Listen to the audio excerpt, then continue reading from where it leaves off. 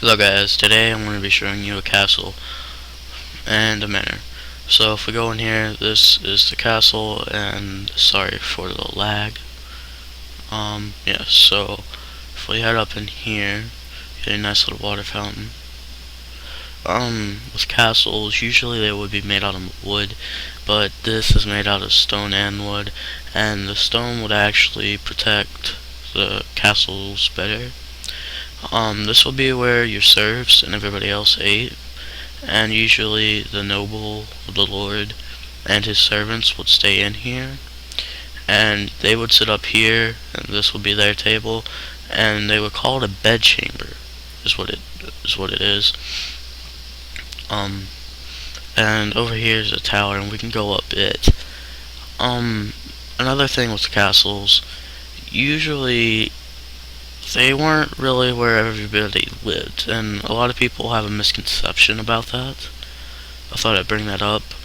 Um, Most people would live in the manor, which is basically a village that's outside the castle, and the castle would be on the inside where the higher people of the village, I guess you would call it, would stay. And here is where basically they would use the restroom, and this is a moat, and basically it's where all the sewer goes.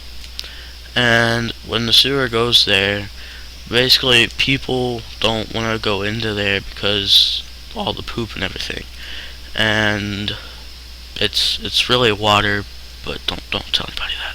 Shh. So now if we go over here, and if this thing would stop attacking me, the joys of Minecraft. Over here you have your sugarcane farm, and there's a wheat farm. See. If we go over here, you got your blacksmith, which blacksmiths usually make your weapons and that sort of deal. And we go over here, and basically this is where the villagers would live, or the serfs. And the serfs were basically the workers, and they were bound to the land and they couldn't leave. So that would be your serfs. And yeah, and this is basically the manor. In the next video, I'm gonna be showing you another one. If you're watching this on YouTube, rate, like, comment, and subscribe, and I'll see you guys later. Goodbye. Hey guys, back. So now I'm gonna show you basically another manor, or as I like to call them, a village. So now what you've got is over here, this is making L, which they used to drink a lot, which is basically the equivalent of alcohol. You've got your stone quarries over here, which they basically got stone, which helped make the castle. Your markets, which had merchants so they could go trade. You had your churches. Over here, this is what would make weapons. This would make pikes. This would make armor, and these would make bows. And then this would basically make their clothes, and this would make wine, which they'd sell, and it was worth really good money. Over here is where, like, the carpenter's workshop is. I'll show a better picture of this, but this is basically the chapel. And up here are your woodcutters, which helped make the weapons. And when the castles used to be made out of wood, that's how they would make them. But this is basically my villager manor, and I'll be back in a minute to give you some facts on castles and manors. So see you. Okay, I'm back. Found this pretty good site that tells you about manors, and it has some on castles. This is actually from the United Kingdom.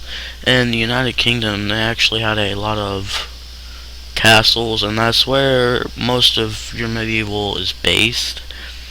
So, up here it says the definition of a manor, and it says, what exactly were medieval manors?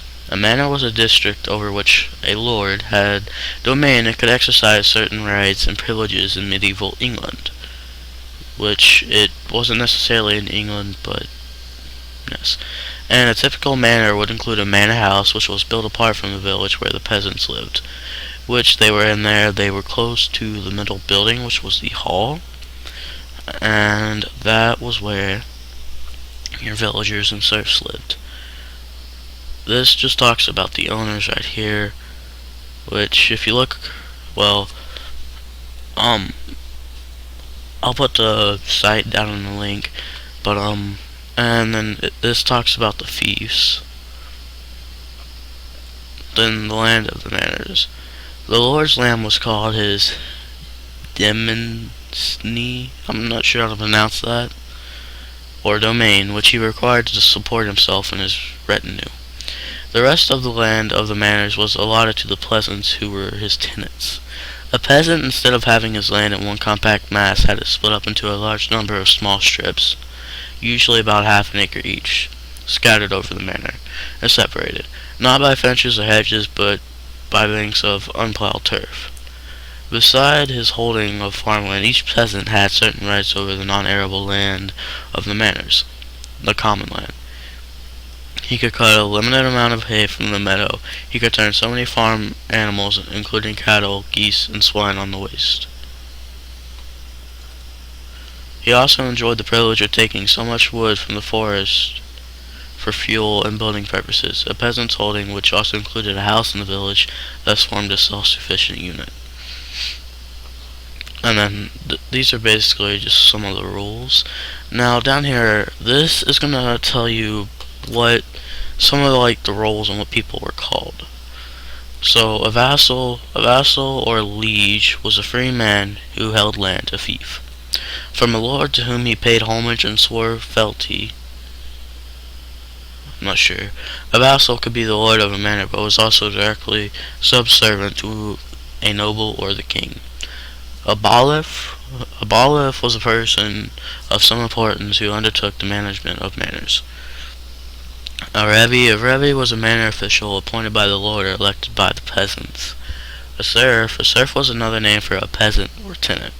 Medieval serfs were peasants who worked his lord's land and paid him certain dues in return for the use of the land. The possession, not the ownership of which, was heritable. The dues were usually in the form of labor on the lord's land. Medieval serfs were expected to work for approximately 3 days each week on the lord's land. And basically what they did there, for 4 days they would work for the lord, and then the other 3 days they had to go back to their home and work and get food, and that's basically what they got. That was their reward for working. They got to work their own self. Okay, now a peasant or a villain. A peasant or a villain was a low-status tenant who worked as an agricultural worker or laborer. A peasant or villain usually cultivated 20 to 40 acres of land. A cottager, a low-class peasant with a cottage, but with little or no land, who generally worked as a simple laborer. Servants were house peasants who worked in the lord's manor house, doing the cooking, cleaning, laundering, and other household chores. And usually they would be in the castle, so they were better protected. Here it says the manor, but in some cases they were in the castle, and that's how I think of it. Now you can think of it either way, that's your choice, but I just wanted to tell you how I thought of it. And here it talks about medieval manors, the role of a yeoman. A yeoman owned his land and often farmed it himself. His land would be equivalent to 30 to 120 acres. A yeoman of the Middle Ages was required to be armed and trained with a bow. Wealthy yeomen would be expected to also be trained and armed with the sword, dagger, and longbow. Yeomen were therefore often employed to guard and protect the nobility. So they're basically your knights. Well, that is it. I'll be back with some facts on castles, but until then, see you later. Okay, I'm back. So with the castle, this is what they would have. Like I was talking about earlier, they'd have the moats. Castle moats were used for defensive purposes. To prevent undermining of a castle, most were either filled with water or wooden stakes to create a difficult barrier for men and horses. And also, that's where the sewage went. Castle dungeons. Castle dungeons were intended for holding prisoners and in extreme cases for torturing them. Castle murder holes. I'll go ahead and read about those. Castle murder holes were used for defensive purposes.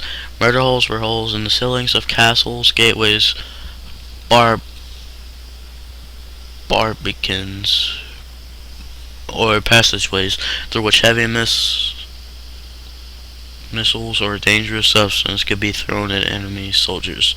The missiles dropped from murder holes included heavy stones, hot sand, molten lead, boiling water, and boiling tar pitch. So it was how you tortured and killed people. It's not very nice. Now you have a castle drawbridge. A castle drawbridge was used for defensive purposes. The drawbridge consisted of a wooden platform with one hinged side fixed to the castle wall and the other side raised by rope or chains. The purpose of a drawbridge was to allow, hinder, or prevent easy entry into a medieval castle. Okay, now you have the castle gatehouse. The castle gatehouse was used for defense and attack purposes. A castle gatehouse was a fortified structure built over the gateway to a castle. The gatehouse, The gatehouse and main entrance will be heavily barred. The castle gatehouse might be defended by the barbican. Okay, what I want to talk about next is the castle barbican. The castle barbican was used for defense and attack purposes.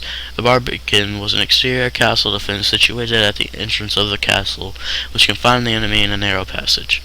The barbican was an exterior village passage with multiple gates leading to the main entrance, the gatehouse. The barbican passage contained murder holes in the ceiling and arrow slits on either side of the barbican passage, also called a death trap. And the castle keep, last what I want to talk about.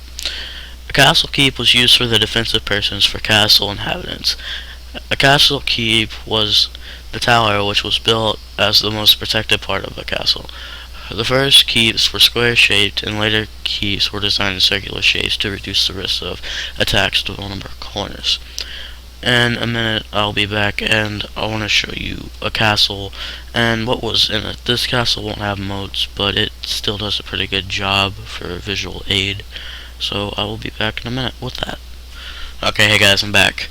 So this, well, let me make this look a little cooler. Okay, this right here and here, this would be your keep. And then you would have your stone structures, which you have here, and there's your walls. And you would have ballistas, which are basically where your archers would go. Let's see. You would have your ballistas and your turrets. These will be the ballistas. These are the turrets where your archers are, and the ballistas they're basically the same thing, except they're like a crossbow. Here, these are like your murder holes and your killing pits. And these are your guardhouses for the, for like your military. I just wanted to show you this, and here's your gatehouse right here. But I wanted to show you this, so you might like to see it. That's it. Again, if you're watching this on YouTube, rate, like, comment, and subscribe, and I'll see you guys later. Bye!